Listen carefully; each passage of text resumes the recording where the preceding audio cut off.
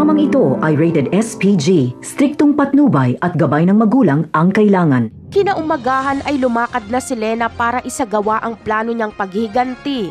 May dala siyang patalim. Ang una niyang mabibiktima ay si Noy. Nakita ni Lena si Noy na nangihina, kaya nagpanggap si Lena na tutulungan niya si Noy. Walang magawa si Noy kundi sumama na lang kay Lena dahil hinang-hina siya. Dadalhin ni Lena si Noy sa lugar na walang tao at doon niya ito pagsasasaksakin. Sa ibang eksena naman ay sinundan nga ni Olga si Ramon kasama ang marami niyang mga tauhan. Kitang-kita ni Olga na nagyakapan si Ramon at Marites.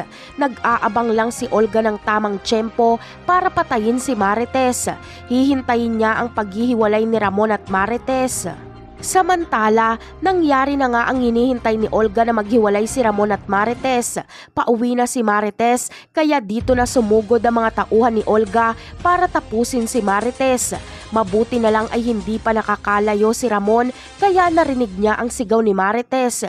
Kaya pinagbabaril ni Ramon ang mga tauhan ni Olga. Kaya naman, dito na nagsimula ang matinding laban ni Ramon at Olga.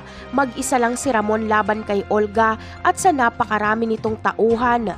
Ang target nila Olga ay mapatay si Marites, pero kung kinakailangang patayin din si Ramon ay gagawin nila. Ngunit magagawa kaya ni Ramon na protektahan si Marites? Malalaman niya kayang si Olga ang gustong pumatay kay Marites? Yan ang aabangan natin sa mga susunod na episode. Paalam!